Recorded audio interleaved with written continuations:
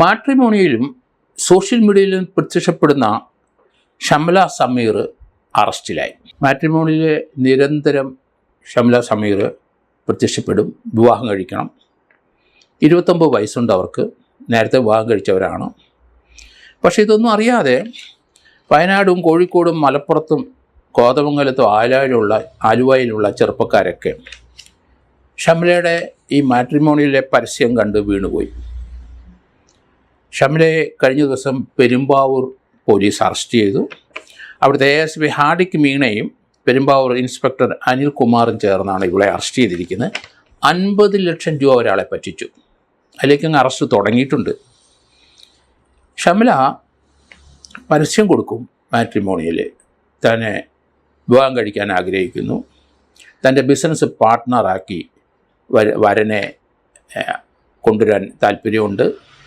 അതുകൊണ്ട് പലരും ഇത് വായിച്ച് മാട്രിമോണിയിലെല്ലാം നോക്കിക്കഴിഞ്ഞപ്പം സുന്ദരിയാണ് ഷംല, പിന്നെ 29 വയസ്സായി, ഒരു ബിസിനസ് നന്നായിട്ടുണ്ട്.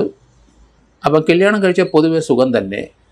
കാരണം അവൾ ജീവിത പങ്കാളിയായിട്ട് അവളെ ലഭിക്കും. മറ്റൊന്ന്, അവൾ ചെയ്യുന്ന ബിസിനസ് ചെയ്യുന്ന ധാരാളം പൈസ ഉണ്ടാക്കുന്നതിൻ്റെ പാർട്ട്ണർഷിപ്പ്.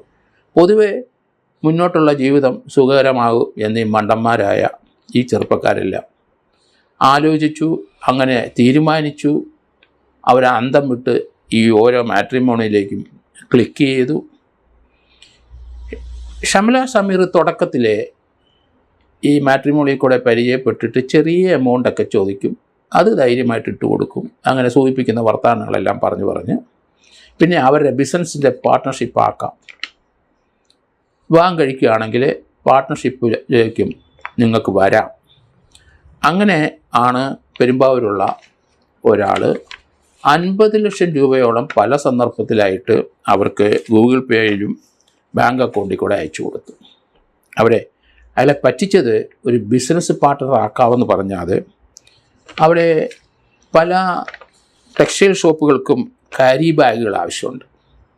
അങ്ങനെ എറണാകുളത്തുള്ള ഒരു ടെക്സ്റ്റൈൽ ഷോപ്പിന് കാരി ബാഗ് സപ്ലൈ ചെയ്യാൻ 50 ലക്ഷം രൂപ അതിൻ്റെ സപ്ലൈ ചെയ്യുന്നതിന് ഒരു കോൺട്രാക്റ്റ് റെഡിയാക്കി.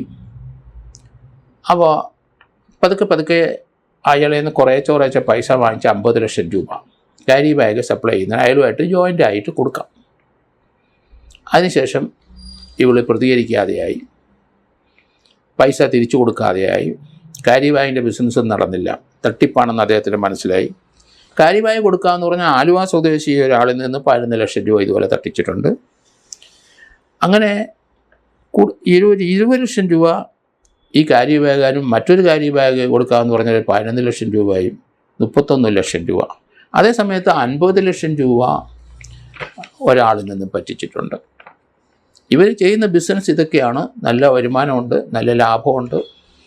അതുകൊണ്ട് അതിലേക്ക് കല്യാണം കഴിക്കുകയാണ്, പിന്നെ ഒന്നിച്ച് ബിസിനസ് ചെയ്യാം, ഇനിയുള്ള ജീവിതം സുഖകരമാണ് എന്ന് ഇവരൊക്കെ അങ്ങ് ധരിച്ചു വശായിപ്പോയി. അതുകൊണ്ടാണ് ഇങ്ങനെയുള്ള പറ്റീരുകൾ പറ്റിക്കുന്നത്. ഇവർ വിവാഹിതയാണെന്ന് പലർക്കും അറിഞ്ഞുകൂടാ.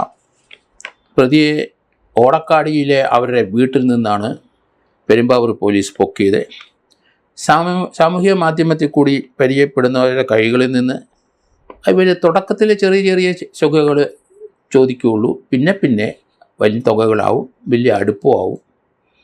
അങ്ങനെ ആണ് ഈ പറ്റീര് നടക്കുന്നത്. ആലുവ സ്വദേശിയാണെന്ന് ചിലരുടെ അടുത്ത് പറയും. ആലുവ സ്വദേശിക്കാരുടെ അടുത്ത് അവർ വിളിച്ചാൽ വേറെ സ്ഥലം പറയും. എന്തായാലും പ്രതിയെ തപ്പി പിടിച്ചു ഓടക്കാടി അവരുടെ വീട്ടിൽ നിന്ന്. ഇങ്ങനെ ലഭിക്കുന്ന പണങ്ങളെല്ലാം അവർ ആഡംബര ജീവിതത്തിനാണ് ഉപയോഗിക്കുന്നത്. ധാരാളം ആൾക്കാരെ ഇതുപോലെ പറ്റിച്ചിട്ടുണ്ട്. ഏതായാലും ഇവരെ അറസ്റ്റ് ചെയ്ത് ഇപ്പോൾ റിമാൻഡ് ചെയ്തിട്ടുണ്ട്.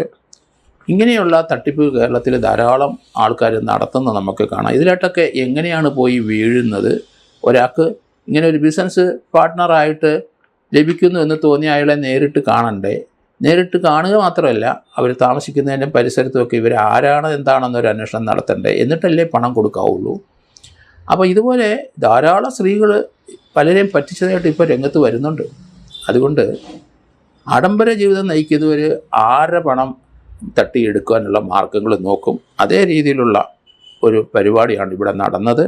ബാങ്ക് അക്കൗണ്ടിൽ കൂടെയും ഗൂഗിൾ പേയിൽ കൂടെയൊക്കെ ഈ മാട്രിമോണിയൽ പരസ്യം കണ്ട് പലരും ആ പണം എത്തിച്ചു കൊടുക്കുകയും ചെയ്തു. അവർക്ക് ഏകദേശം 1.5 കോടി രൂപ ഇതുവരെ പലരെയും പറ്റിച്ചതായിട്ട് പോലീസിന് മനസ്സിലായിട്ടുണ്ട്.